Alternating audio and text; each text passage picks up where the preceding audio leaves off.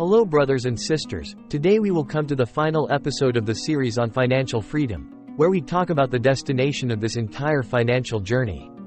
Well, knowing this destination, in addition to helping us gain motivation throughout this journey, also helps those who have not yet started but are planning to embark on this journey. To see if this is what they want. Although for many people this is a very attractive goal, for others they do not necessarily need those things, so it is important to know what the final picture is like. One of the very important things before we embark on this long journey. Before starting, for those of you who are listening to the podcast for the first time, if you find the content suitable for you, you can press the subscribe button and the bell next to it so that when a new episode comes out, YouTube will notify you. Brothers and sisters, in the previous episode we learned together about investment activities so that money can make more and more money for us day by day. How can money make more and more money for us? This effect is like falling snow, so at first it's just a small lump of snow, but the more it rolls in and gradually it becomes a lump. When the snow is big, it's the same in this investment activity. Initially, you have a small amount of capital. With proper investment activities, it will gradually generate more money for us, and this amount will be added to the original capital and it will become a larger number. Then with this larger number it continues to generate large profits, and just like that, your money will accumulate more and more, which in the previous episode 1 used the word this money printing machine will work faster and faster for us every day, and if it continues like that for a long time, at some point it will bring you to the threshold of financial freedom that I will talk about in detail in today's episode. First, let's look at what financial freedom really is. In terms of numbers, it is the threshold where from now on you officially become the master of money. From now on, money will serve you, but you no longer serve it. A more specific example is that when you reach this milestone, you have basically just passed the threshold that you can choose to retire if you want. This is the reason why in the personal financial management community there is a concept of financial independence, retire early. That means instead the vast majority of people will retire at the age of 60 to 65 years old. These people will retire at a much younger age. I say retirement, but for the majority of people I know who have achieved financial freedom, I have never seen anyone stop working. On the contrary, I see people working more and more. The reason is also because from now on they don't have to work for money anymore, so they are free to choose to do the things they like. When they do what they like, they do it with more joy and enthusiasm, without having to care about how much money the job brings them. Because behind their backs there is a whole system that they have set up and accumulated for many years that will help create enough income for them to live until the end of their lives. But at this stage it is also quite difficult. Many different names and definitions sometimes in the process of understanding will make you confused. So in this volume 1 share with you the definitions that I think are clear. It's clear and it's the most reasonable. I divide this stage into 3 main milestones. The first column is called financial security. Before going into this part, I'll remind you of some of the information I shared with you in episode 4. If you haven't seen that episode yet, I'll leave a link below in the description, guys. Review. In that episode, I told you to pay attention to 2 important concepts. The minimum spending level. In that example, I gave 2 examples, $1,000 a month, and secondly, the standard spending level in that example is $1,900. Now to calculate the number for the financial security milestone. Then you take the minimum monthly spending number and multiply it by 12 times to get the minimum spending level for 1 year. Then multiply the number by 25 times and you will get a safe benchmark. Finance. In this section, there are some questions as to where this number 25 comes from. It comes from the number 4%. This formula was given by a man named William Belligand in 1994. In this formula, he combining all the factors from inflation rate to annual interest rate and profitability rate. The investment ranges from his calculations are in stocks and bonds, from which he comes to a conclusion. If a person regularly withdraws 4% of their portfolio every year to spend, they have a total runway of 30 years. The reason for this 30-year number is because the formula is calculated based on the formula the average retirement age in Western countries is 60 to 65 years old, and it is expected that this retirement period will average about 30 years, which is enough to cover the majority of the lifespan of most people. Specifically, it will cover until about age 95, and later in the world of financial freedom they use this 4% formula to calculate the number 25 times. So in this part there will also be some people wonder if they retire earlier, the retirement period will be extended to more than 30 years. So why does the financial world choose this formula as their goal? The reason for this is that this is just a basic milestone. In most cases, when these numbers are achieved, they have also set up very effective and efficient financial systems. Their investments continue to generate more money for them, even according to the compound concept I just mentioned above, sometimes even generating more money than before. So when they reach the step hey, it's like a small milestone to let us know that we just passed a station. It doesn't mean that our financial train will stop here, but because it continues to make a profit. For us, in most cases of financially free people, when they pass this milestone, it means they have enough to continue for the rest of their lives. Actually, there is still some debate about this formula. However, in general, most people agree to use this 4% formula to calculate specific financial freedom milestones. In the example we used now, we have the exact number. Spending a minimum of $1,900 multiplied by 12 months gives us $22,800, and multiplying this $22,800 by 25 times gives us $570,000, and the number 570,000 is the financial security number we use or talking about. This is also the number that people often use as their financial goal or more, depending on the person. When you reach this number, you will be guaranteed a life in which all your needs will be guaranteed for the rest of your life, even when you stop working. However, the keyword here is the minimum life, meaning it only ensures your basic needs. As for things like going to parties with friends a few times a month or paying for additional courses to cover for you guys, that's the reason that when you get to this point, you already have something. After that, most people will not stop but will continue to move to the next milestone. That is financial independence. The difference of this milestone is that instead of taking the minimum spending number to calculate, you take the standard spending number to calculate. The standard life is a life in which, in addition to meeting your minimum needs, you can also go out to eat and drink with friends a few times a year.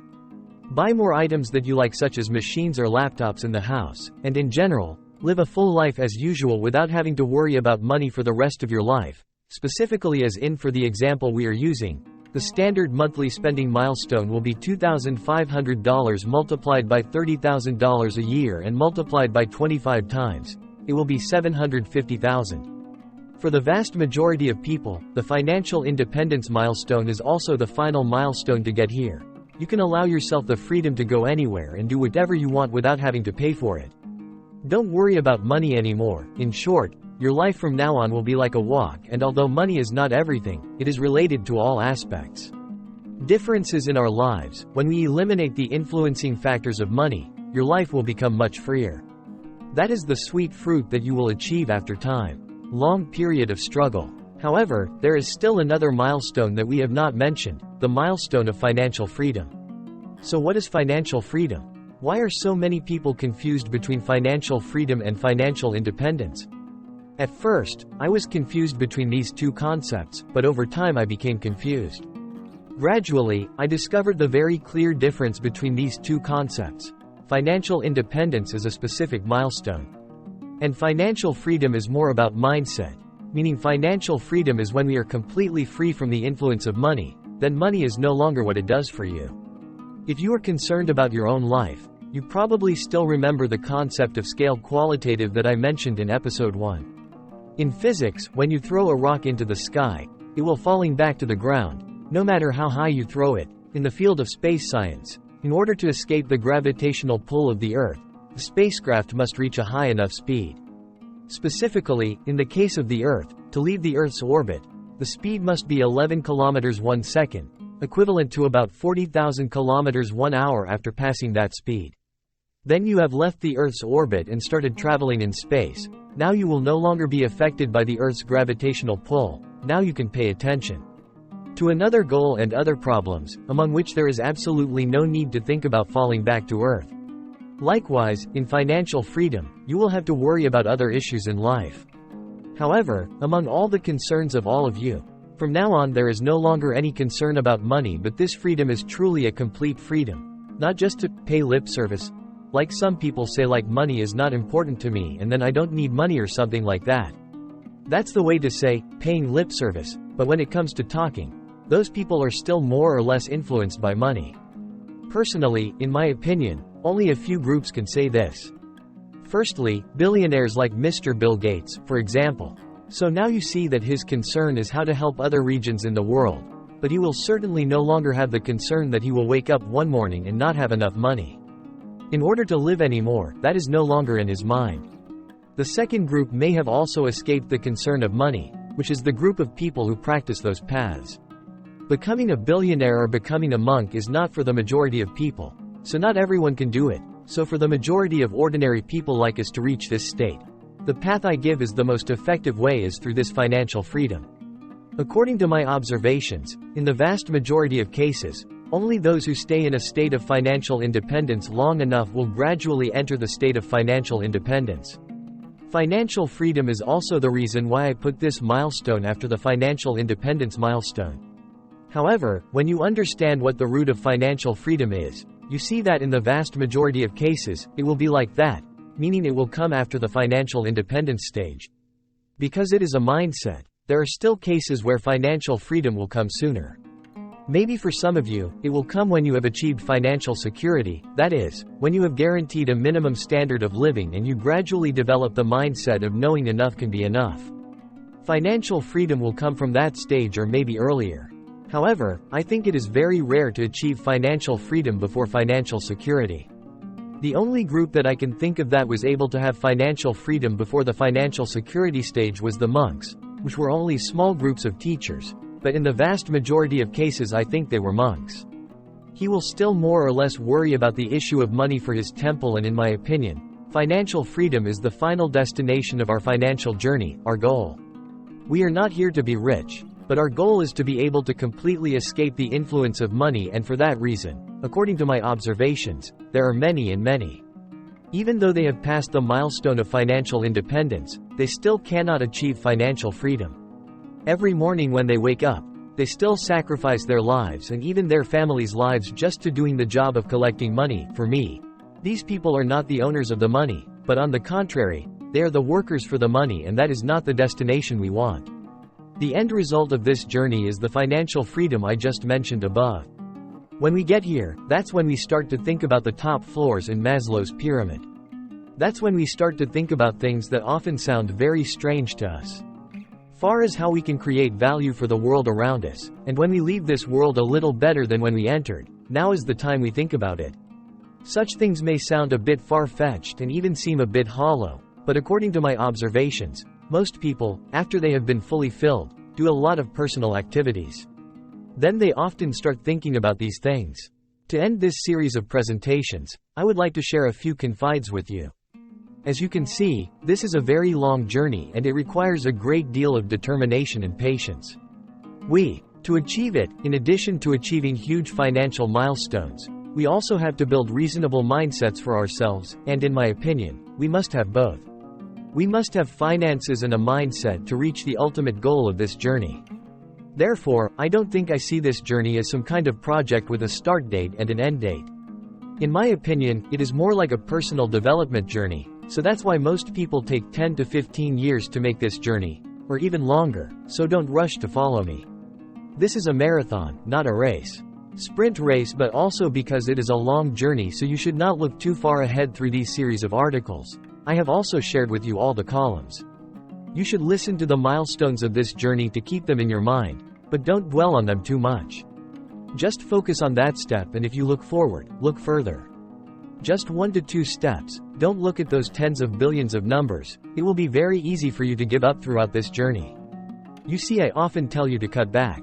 Spending money and living at a moderate level. Surely there will be some people who will say that if you live like that, then why live anymore? That life is too short. If we die tomorrow, who knows whether we will still be alive tomorrow or not? But actually, if you think more carefully, you will see that each step in this journey improves the quality of our lives more than the first steps. It helps you get out of the trap. Debt, and it will release the pressure of life for you, thereby making you feel that your life will be easier until the stage when you can set up reserve funds and begin to accumulate. It will make you feel much lighter. Then, in the stage of accumulation and investment, seeing your assets increasing day by day, especially the money that is generating more and more money for you, that will also be a great joy when we start to feel like we are starting to master the money. This is the reason why I have often said from the first episode until now that each step in this journey will make a small contribution to make your life better quality. The important thing is that we will find joy through each stage in the journey, not just looking at the destination and losing joy because we feel more and more happy too far from the destination. Only then can you complete this journey. For me personally, this journey has created a lot of positive values for my life, so I have spent a lot of my dedicated time preparing for this journey. This series of articles hopes that it will bring a lot of inspiration to you guys. When I look around and see my brothers and sisters in Vietnam, I see that there are still many people who do not have the right view on money and this aspect of personal financial management, so I really hope that can you help me share this content with more people so that around us, more people can have a mindset of financial freedom or at least the best financial management. Thank you for watching and see you again in the next episode. I will continue talking about Bitcoin, whether it is an opportunity or a scam. Goodbye to all my brothers and sisters and friends.